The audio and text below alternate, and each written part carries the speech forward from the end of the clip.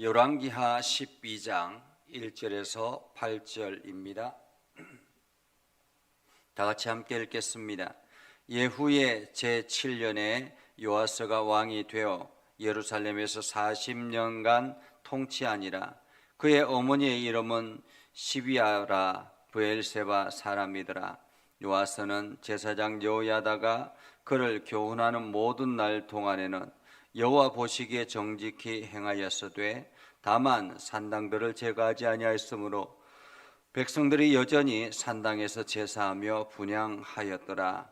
요아스가 제사장들에게 이르되 여호와의 성전에 거룩하게 하여 드리는 모든 은 곧 사람이 통용하는 은이나 각 사람의 몸값으로 드리는 은이나 자본하여 여호와의 성전에 드리는 모든 돈을 제사장들이 각각 아는 자에게서 받아들여 성전의 어느 곳이든지 파손된 것을 보거든 그것으로 수리하라 하였으나 요아스 왕 제23년에 이르도록 제사장들이 성전의 파손한 데를 수리하지 아니하였는지라. 요아스 왕이 대제사장 여호야다와 제사장들을 불러 이르되 너희가 어찌하여 성전의 파손한 데를 수리하지 아니하였느냐. 이제부터는 너희가 아는 사람에게서 은을 받지 말고 그들이 성전의 파손한 데를 위하여 드리게 하라. 제사장들이 다시는 백성에게 은을 받지도 아니하고 성전 파손한 것을 수리하지도 아니하기로 동의하니라. 아멘. 오늘도 하나님의 은혜가 여러분의 삶에 가득하기를 바랍니다. 여러분을 통해서 하나님의 영광이 나타나기를 주님의 이름으로 축복합니다. 이제 남왕국이 다시 정상적인 궤도로 올라갑니다. 다윗 왕의 후손을 통해서 하나님께서는 남왕국 유다를 계속 이어나가셨지만은 아달랴의 반란으로 인해서 남왕국이 위기가 찾아왔었죠. 그래서 이 아달랴가 6년 동안 통치하면서 어쩌면은 이 남왕국 다윗 왕가의 그 흐름이 정통이 깨어지는 듯 했습니다. 물론 북왕국은 끊임없이 반란이 일어나서 왕권이 바뀌고 이제 각기 여러 가지 다양한 어떤 변화가 일어났지만은 남왕국은 그래도 다윗 왕가의 전통이 그대로 유지되었었죠.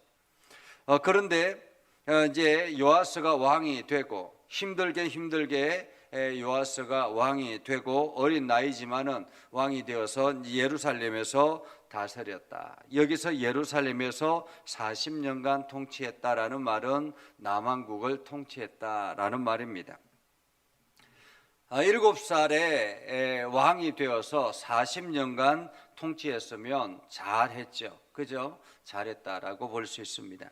그의 어머니 이름이 시비아라 브엘세바 사람이라고 했다라는 것은 이제 그의 어머니가 정통적으로 유대 사람으로서 잘 어쩌면은 이 요아스를 잘 이끌었다 이렇게 볼 수도 있겠습니다.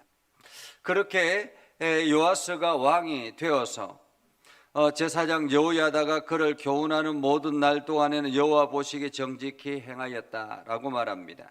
한마디로 하나님 말씀 앞에 충성한 그러한 왕이 되었다라는 말이죠. 그럴만도 하죠. 어린 갓난 아이 때부터 성전에서 자라서 6년 동안 계속 하나님의 말씀을 듣고 자랐으니 얼마나 하나님 앞에 바르게 서려고 했겠습니까? 그런데 아쉬운 것은 오늘 성경은 이렇게 표현합니다. 다만이란 말, 다만. 이게 다만이라는 말은 다른 것들은 열심히 잘했는데 아쉽게도 산당들을 제거하지 않았다 이렇게 말합니다. 산당들을. 이게 그 북왕국에서 산당들은 우상을 섬기는 일에 열심을 다하는 그러한 바알 산당, 아세라 산당 이러한 산당들이 대부분이었죠. 남왕국은 이게 역사적으로 이 산당들이 오랫동안 지속이 되었습니다. 왜냐하면 그때 당시에는 예루살렘 성전이 있기 이전에는 이게 천막으로 되어 있는 성막 성막 안에서 예배를 드리고 했기 때문에 각기 흩어져 있던 사람들이 그냥 산 위에 있는 조그만 산당을 만들어서 자기 나름대로 신앙생활을 했던 것입니다. 그러니까 이 산당들은 제사장의 통제 아래서 세워진 것이 아니라 그냥 성도들이 자기가 그 예루살렘에 가기가 거리가 있으니까 그냥 우리가 좀 편안하게 이 산당에서 예배하자 이렇게 하니까 이게 제사장의 어떤 가르침이라든지 하나님의 말씀을 듣는다든지 이러한 것들이 아니라 성전은 어떻습니까? 성전은 지성소가 있고 성소가 있고 또한 법궤가 있고 그리고 짐승을 잡아서 드리는 그러한 제단이 있고 이러하지만은 산당들은 그런 것이 없거든요. 그러니까 신앙생활이 정통적으로 제대로 이루어지지 않고 우상화되어지는 이 배경이 산당이었던 것입니다. 그래서 하나님께서는 옳은가 그른가 이 왕이 바르게 된 왕인가 그렇지 않은가 하는 것을 기준을 산당을 제거했는가 산당까지 제거했는가 그렇지 않은가 이것이 하나님께서 판단 기준이기도 했습니다. 오늘 요아스 왕은 다른 것은 열심히 잘했지만은 산당은 제거하지 않았다라는 것은 하나님 보시기에 참 아쉽다 이렇게 말할 수 있습니다. 아쉽다. 백성들이 여전히 산당에서 제사하며 분향하였더라. 예루살렘 성전에 와서 하나님 앞에 헌신하고 다짐하고 제사를 드리고 자기 자신의 죄를 용서받고 이런 것이 아니라 산당에서 그냥 시간을 보내더라라는 거죠. 아쉽다. 그렇지만은 요아스는 왕이 돼서 이제 계속 이어서 개혁을 해 나갑니다. 그 중에 하나가 성전 개혁이었죠. 오늘 요아스는 제사장들에게 명령합니다. 여호와의 성전에 거룩하게 드리는 모든 돈, 곧 사람이 통용하는 언이나 각 사람의 몸값으로 드리는 언이나 자원하여 여호와의 성전에 드리는 모든 돈, 다시 말하면 성전세나 혹은 그리고 일반적인 세금이나 그리고 성도들이 하나님 앞에 드리는 감사 제물이나 이러한 것들, 이러한 모든 돈을 말합니다. 이러한 모든 돈은 제사장들이 각각 아는 자들에게서 받아서 이게 문제인 것 같아요. 제사장들이 아는 사람들에게 찾아가서 그 성전 세금을 받아서라는 거예요. 예를 든다면 이런 것입니다. 목사인 제가 이제 성도들에게 찾아가서 당신 세금 내야 합니다. 성전 세금도 내야 되고 건축 헌금도 내야 되고 감사헌금도 내야 되고 또 다른 이 것들도 내야 합니다. 이렇게 강요해서 받아서 그것을 가지고 성전을 파손된 것들을 수리하라라는 거예요. 이게 쉽겠습니까? 제사장이 여기저기 돌아다니면서 세금을 내라라고 이야기하는 것이 쉽겠는가라는 것입니다.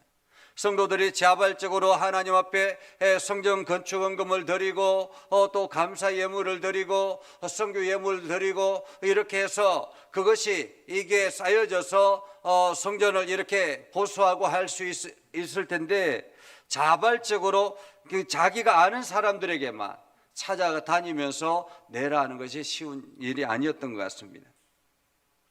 더더구나 이때 당시에는 보통 이제 이스라엘 백성들이 11조를 하나님 앞에 드리잖아요. 10분의 1을 하나님 앞에 드리는데 그 10분의 1은 제사장들이 살아갈 생활비였습니다. 그런데 이들이 영적으로 나태해지고 오랜 기간 동안 영적인 쇠퇴가 이루어진 상태에서 이 11조를 제대로 드렸겠는가라는 것입니다. 그러니 제사장들의 생활고도 만만치 않았겠죠. 자기들 먹고 살기도 어려운데 여기저기 다니면서 성전 세금을 받아서 성전을 수리한다라는 것이 쉬운 일이 아니었던 것 같습니다. 그래서 이 제사장들이 그 일을 하지 않은 거예요. 얼마 동안 하지 않았느냐면 요아스 왕 제23년에 이르도록 하지 않았다. 그러니까 성전이 파손되고 여기저기 수리해야 될 것들이 많은데 솔로몬 성전이 건축되고 난 다음에 얼마나 많은 시간이 흘렀습니까? 수십 년의 시간이 흘렀음에도 불구하고 성전을 여기저기 막 수리해야 될 것들이 많은데도 불구하고 수리를 하지 않더라라는 거죠. 그래서 요아스 왕이 이야기합니다. 이제 제사장들과 대제사장이 불러가지고 이야기하죠. 왜 성전 파손된 거 수리하지 않느냐. 그러면서 이제부터는 너희가 찾아가서 건축헌금은 받지 마라.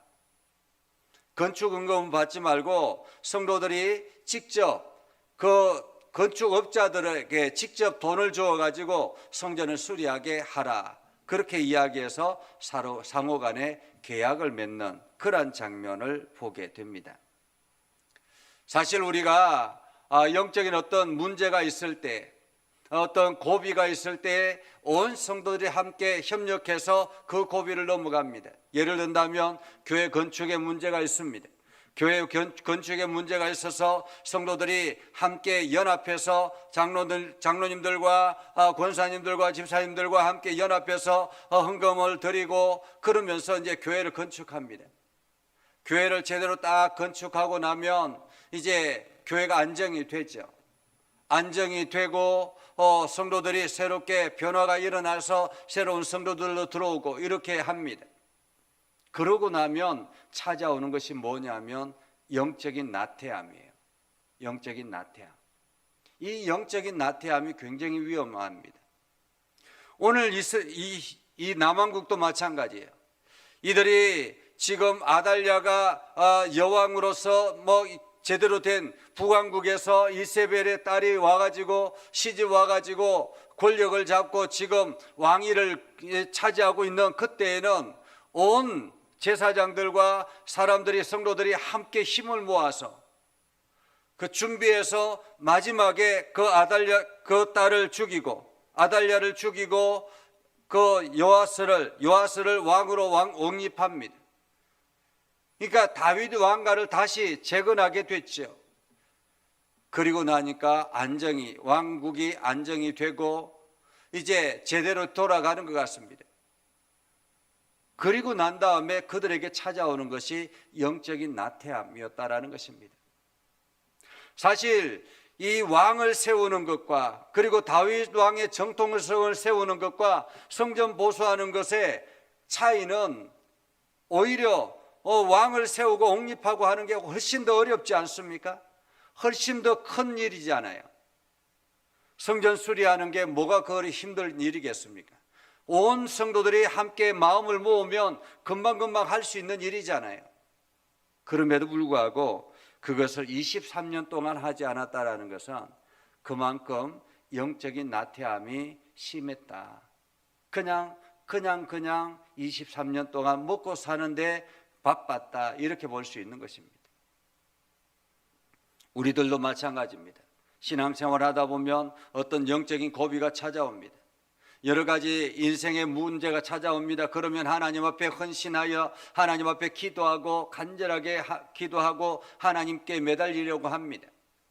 그렇게 하다가 그 고비가 넘어가고 나면 그 고비가 지나고 나면 우리에게 찾아오는 것이 영적인 나태함이에요. 평안함이 찾아오기 시작하면 그때부터는 예전의 열심이 어디에 갔는지 모르는 것입니다. 그렇게 영적인 나태함이 찾아오기 시작하면 그때부터 자신에게 어떤 하나님으로부터 점점 멀어지는 그냥 조금 더 편안하게 조금 더 안전하게 이렇게 살아가려고 한다라는 것입니다. 그러면 하나님을 경험하는 일들이 훨씬 더 줄어들게 된다라는 거죠. 오늘 남왕국 유다가 이제 새롭게 변화가 되어서 요아스 왕을 중심으로 새롭게 개혁을 하고 뭔가를 하려고 하지만은 여전히 그 영적인 침체기에 들어가게 됐다라고 볼 수 있습니다. 그러면서 내일 우리가 함께 말씀을 나눌 일들은 이제 요아스 왕과 그리고 제사장들이 어떤 어려움을 겪게 되는가 이러한 것들을 우리가 보게 되지요. 오늘 우리는 하나님 앞에 붙어 있어야 사는 사람들입니다. 하나님의 은혜를 경험하며 살아가는 사람들입니다. 하나님의 인도하심과 하나님의 역사하심을 경험하며 살아가는 사람들입니다. 그렇다면 우리는 매일같이 우리 자신을 영적으로 깨어 기도하고 하나님 앞에 헌신하며 나아가야 되는 것입니다. 그렇게 할 때에 하나님은 날마다 우리를 이끌어 가시고 우리의 삶을 복되게 하실 것입니다. 오늘 여러분들은 주님과 함께 동행함으로 하나님이 주신 은혜와 평강을 누리며 나아가는 복된 하루가 되기를 주님의 이름으로 축복합니다. 기도하겠습니다. 거룩하신 아버지 하나님, 오늘도 우리 가운데 함께 하시고 하나님의 은혜를 부어주셔서 우리가 믿음 안에 굳건하게 서게 하여 주심을 감사합니다. 하나님, 날마다 기쁨으로 주의 말씀을 듣게 하시고 우리가 날마다 하나님께 영광을 돌리며 나아가는 복된 심령 되게 하옵소서. 오늘도 주님과 함께 동행하며 주님이 인도하시는 대로 살아가는 복된 하루가 되게 하셔서 우리의 삶을 통해서 하나님의 기쁨이 가득하게 하옵소서. 그래서 하나님의 역사하심을 온 백성들에게 전하는 축복의 통로가 되게 하여 주옵소서. 예수님의 이름으로 기도드리옵나이다. 아멘. 이제는 우리 구주 예수 그리스도의 은혜와 하나님 아버지 극진하신 사랑과 성령님의 감화 감동 역사 위로 교통하시며 은혜가 주의 말씀 안에 있는 믿음의 백성들 위해 하는 모든 일들 위해 영원토록 함께 하옵시기를 간절히 축원하옵나이다. 아멘.